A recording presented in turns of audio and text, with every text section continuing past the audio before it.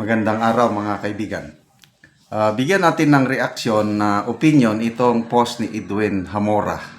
Tungkol ito sa aside from his immediate family, sino ang unang hahanapin ni Tatay Digong once na makalabas siya? Okay? Pamilya, of course, pamilya, mga anak, asawa, na automatic nandyan. Kaya lang, outside the family. Sino ang tingin nyo ang una niyang hahanapin na very loyal sa kanya na alam niyang makakatulong ng malaki? Ito, sa post ni Edwin Hamora, sabi niya, so, in case na makalabas si PRRD, which I believe malapit na, konting hintay na lang, dasal, tuloy lang pagdarasal natin, makakalabas si Tatay Digong. In case na makakalabas si PRRD, ang una niya palang hahanapin, si Spokes Harry at hindi yung Joma season aligned. Ha, naloko na. At the end of the day, tapos na araw, Spokes pa rin pala. Okay. So, binasa ko ang mga comments. Medyo parang may alitan itong mga supporters ni PRRD. Hindi ko magets kung sino itong Joma aligned na hindi siya ang hahanapin ni PRRD. But ito lang ang aking opinion. Kung loyalty lang ang pag-uusapan, yung loyalty ni Spokes Harry kay PRRD is beyond question. Kasi nung hindi pa nangyari itong kidnapping kay Tatay Digong, namomonitor ko na kasi palagi akong nanonood sa mga vlogs ni Atty. Roque. Kung may kailangan si Tatay Digong, ang una niyang patawag si Atty. Harry Roque. Papuntahin niya sa Davao, ganito, konsulta o ano. Kasi nga si Atty. Roque, pagdating sa International Criminal Court, isa siya sa mga accredited. Kaya tingnan nyo, nung nadala na sa nakidnap na si PRRD, nadala na sa si Atty. Harry Roque kung saan bansa nagtatago, kasi nga may warrant of arrest siya, galing sa Congress. Bigla na lang, nandun na siya sa Netherlands. At nalaman natin na ang nag-facilitate sa travel ni Atty. Roque sa bansa siya galing, nauna siyang dumating sa Netherlands para aalalay kay Tatay Digong. Si BP Sara ang tumulong para makapunta kaagad sa Netherlands si Atty. Roque. Kaya ito yung pagkakaalam ko. Malapit na malapit si Atty. Roque sa pamilyang Duterte. Yung kanyang loyalty, kaparehas ni na Senator Bongo, Senator Bato, mga maasahan. Kaya I don't know bakit binabana. Ito ang dahilan. Di ba, ang dami ngayon lumalabas sa mga fake news na canceled na daw denied na ang asylum application ni Atty. Roque.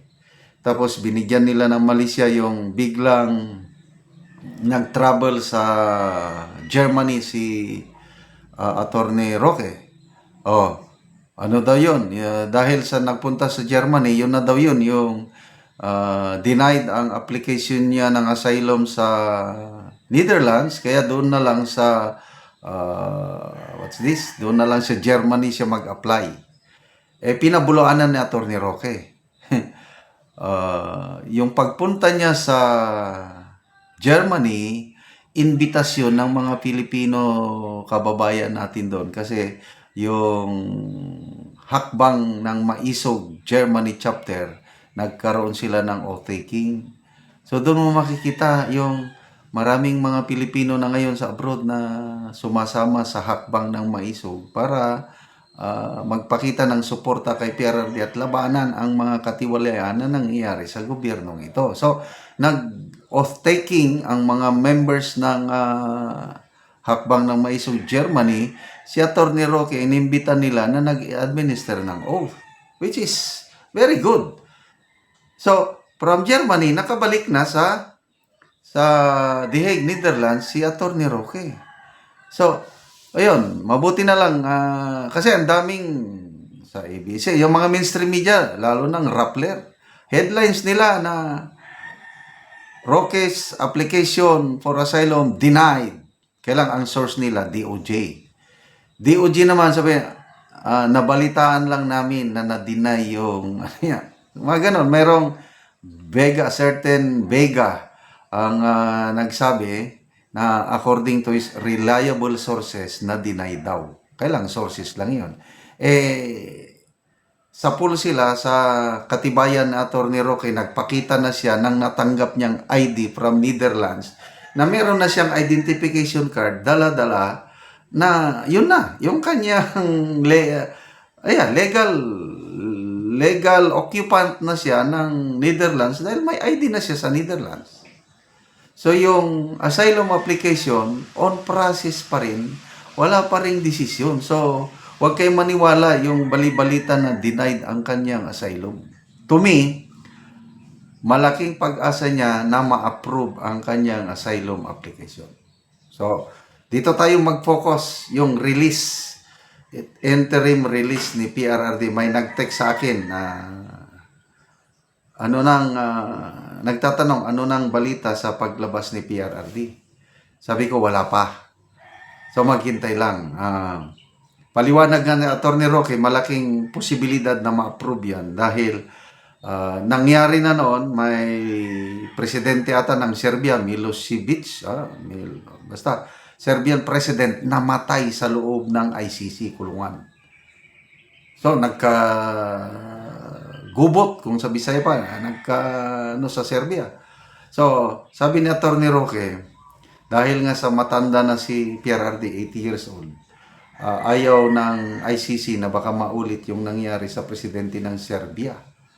Ayaw nilang baka biglang may mangyaring masama kay PRRD sa loob ng detention cell. Kaya most likely, pagbigyan nila, total meron merong host country na tatanggap sa kanya. Now, magbigay ng commitment na anytime na kailangan ng ICC si Tatay Digong trial, ayun, i-represent ng host country. Kaya, malapit na sa tingin ko, maghintay lang tayo. Okay, mga kaibigan, salamat sa inyong pagsubaybay sa ating channel. Nakakatulong kayo ng malaki sa tribong Talandig ng Bukidnon. Ang income natin sa channel na ito is pantulong natin sa tribo. Namimigay tayo ngayon ng mga yero at pako para makapagpatayo ng sariling bahay, yung mga tribo na walang bahay, nakikitira lang sa kanilang mga magulang. Panoorin ninyo ang video na ito. Ano pwede naman ang kahit sumpitan po doon.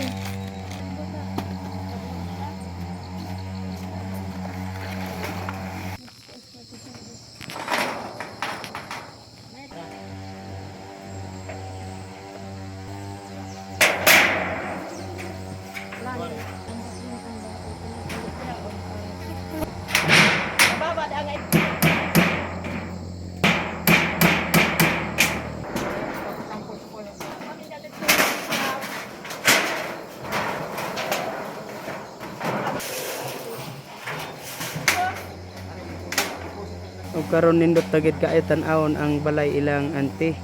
So ila na gyud na atop ang gihatag sa ila nga yero.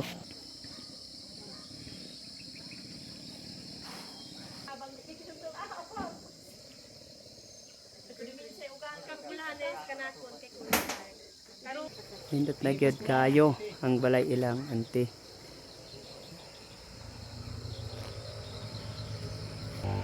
Salamat kaayo sir sa imong pagtabang labi na sa Ginoo nga gigiyahan ka sa Ginoo nga magtabang ka.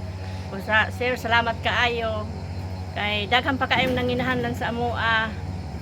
Unya sa labi ra sa imong kuan himo nga mo ay imong gisugo nga mag tan-aw og mga pobre nga wala ilang ikapalit. So salamat kaayo sir. Dagang pagit kaayo sir ang nanginahanglan din sa among barangay. So diya ra ko kutob sir. Salamat kaayo sa Ginoo ra gid magbalo sa imo ha. Salamat kayo, ante.